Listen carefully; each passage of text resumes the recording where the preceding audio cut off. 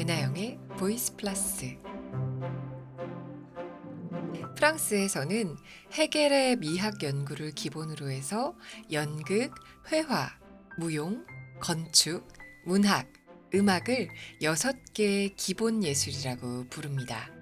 영화가 논란 끝에 제7의 예술로 인정을 받았고요.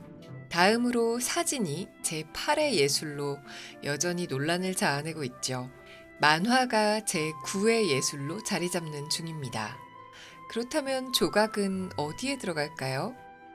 제4의 예술로 불리는 건축에는 조각도 포함됩니다.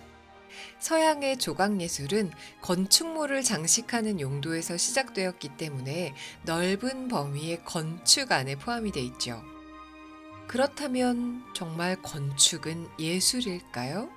건축이 예술의 한 장르에 속한다면 내가 살아가고 있는 이 집은 그냥 건축물이 아니라 예술적인 작품이 되는 걸까요? 건축을 예술로 인정하는 사람들이 있지만 반대의 의견도 만만치 않습니다. 사실 많은 소음과 낙서가 음악과 미술이라는 예술이 아니듯이 모든 건물이 예술적인 건축물이 될 수는 없겠죠. 건축이 예술이 아니라고 주장하는 의견에 따르면 건축은 기능적인 제한이 있고 공공성을 띠는 공공재이며 마음껏 창작혼을 표현하는 예술 작품이기에는 그 존재 자체가 땅, 즉 자본에 귀속되어 있다는 이야기를 합니다. 그러니까 예술이라고 평가받는 유명한 건축물들은 미학적인 아름다움 속에 공학적인 계산과 완성도, 또 도시 전반을 바라보는 인문학적인 시선을 조화롭게 드러내는 건물이라고 봐야겠죠.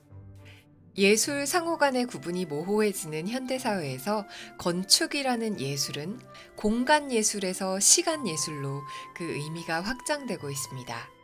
건축가 르꼬르비제가 말년에 설계한 계획도시를 보면 그저 하나의 건물이 갖는 건축적인 사상을 뛰어넘어서 도시 전체의 형태와 기능이 도시에 사는 사람들의 일생에 걸쳐서 어떤 영향을 미치는지를 고려했어요.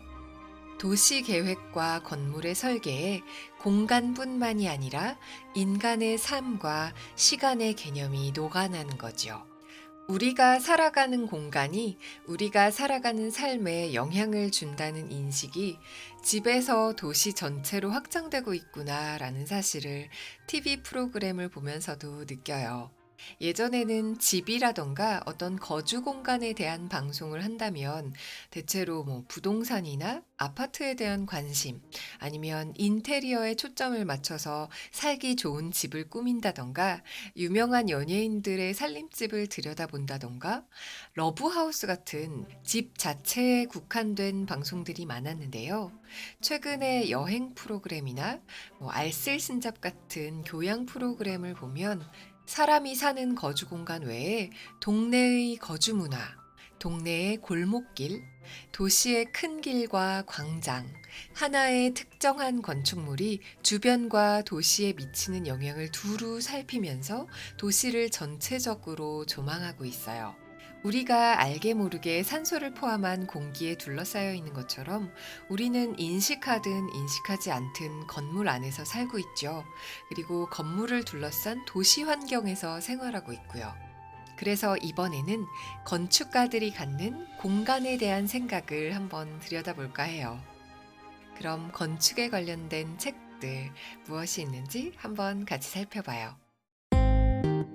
도시건축가 김진애의 도시 3부작, 김진애의 도시 이야기, 김진애 지음, 다산초당.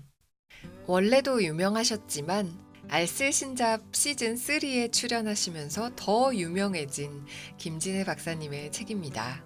김진애 박사님은 해박한 상식과 깊이 있는 지식에 풍부한 감수성을 더해서 건축을 읽고 도시를 읽어주시는데요. 아마 TBS 라디오 김어준의 뉴스공장을 들으시는 분들은 무척 익숙하시겠지요. 목요일마다 출연하셔서 김진애의 도시 이야기라는 코너 진행하시잖아요. 사실 관련 분야 전문가가 아니고서야 도시를 공부하는 사람은 별로 없잖아요. 도시를 여행하는 분들은 제 주위에 많으세요. 근데 그 외에는 딱히 부동산 투자를 한다던가 이사를 해야겠다. 아이 공부는 어디서 시키나 뭐 이런 걸 고민하시는 분들이 아닌 이상 이렇게 목적을 갖고 도시를 살펴볼 수는 있어도 도시 자체를 공부하는 건 쉬운 일이 아니라는 생각이 들어요. 게다가 도시라는 공간이 너무 커서 그런지 내 삶과 크게 상관 있는 것처럼 느껴지지도 않죠. 그런데 이 책을 읽으면 내가 몸담고 있는 이 도시가 정말 나와 밀접한 관련이 있구나 이런 깨달음을 얻어요. 김진애 박사님은 방송에 출연하시면서 이야기해 주신 내용을 더욱 풍성하게 다듬어서 세 권의 시리즈로 책을 내셨어요. 김진애의 도시 이야기, 도시의 숲에서 인간을 발견하다, 우리 도시 예찬 이렇게 세 권입니다. 오늘은 김진애의 도시 이야기라는 이 첫 번째 책을 조금 소개해 볼게요. 이 책에서는 12가지 컨셉으로 도시를 이야기하셨어요. 먼저 낯선 사람과 어떻게 함께 살아갈 것인가? 익명성에 대한 이야기. 도시는 기본적으로 모르는 사람과 함께 지내는 공간이라서 어느 정도 불안할 수밖에 없는데 이런 익명성 속에서 이런 불안함 속에서 도시의 자유를 어떻게 구가할 것인가 이런 조건에 대해서 말씀해 주세요. 익명성을 축복으로 만들 수 있는 방법이랄까요? 또 건축은 어떻게 권력의 존재를 증명하고 과시하는가? 이런 질문을 던지시면서 건축이 갖는 권력과 권위를 이야기하세요. 그래서 청와대 건물이나 국회의사당 건물, 검찰청 건물 같은 우리가 늘상 보는 건물들에 대한 분석이 나오죠. 또 이외에도 정체성을 지키기 위해서 무엇을 어떻게 보존할 것인가? 우리는 공간을 쓰는가, 공간에 조종당하는가, 이런 흥미로운 이야기가 담겨 있어요.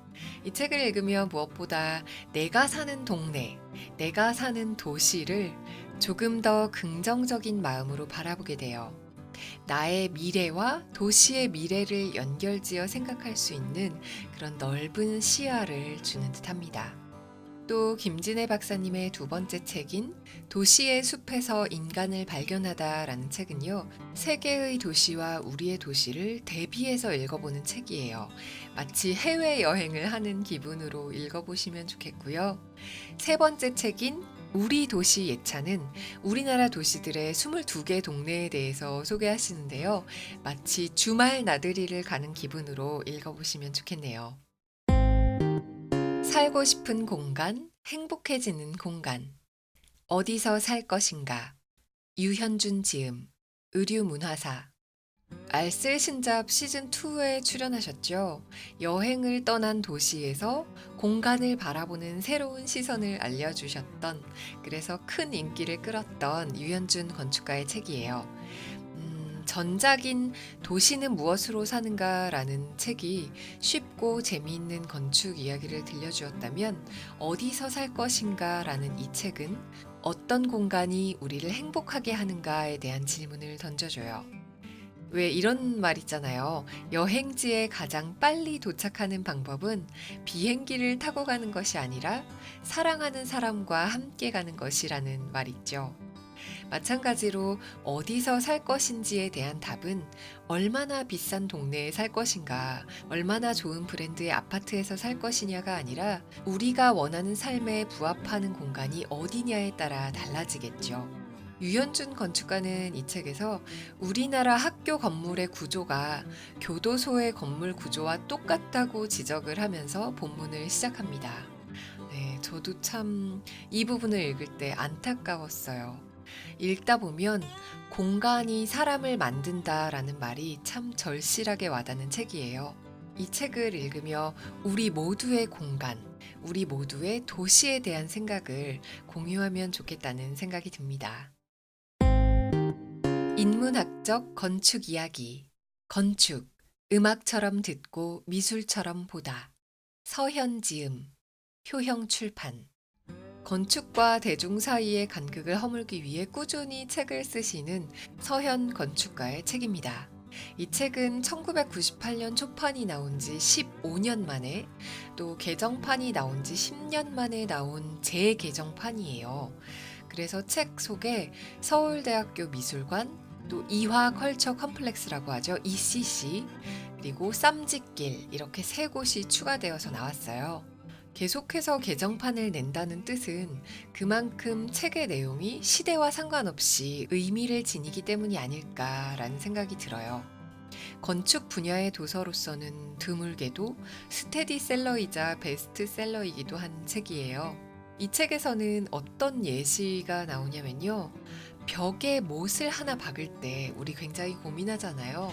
아, 시계를 여기에 달까 저기에 달까, 10cm 오른쪽으로 달아야 하나, 아니면 창문이 있으니까 이쪽으로 조금 더 옮겨서 달아야 하나, 조금 더 높이 달까 아래에 달까, 이렇게 고민을 하는데요. 건물에 창을 하나 내려면 얼마나 큰 고민이 필요한지 묻습니다. 이렇게 마음에 확 와닿는 예시들로 건축을 이야기하니까 굉장히 흥미로웠어요. 벽에서 창으로, 또 창에서 집으로, 집에서 도시로 고민이 확장해 나갑니다.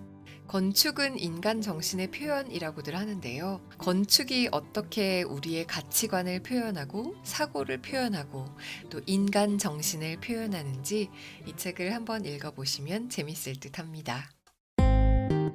시간 속에 누적된 삶의 궤적, 빈자의 미학, 승효상 지음, 컬처그라피.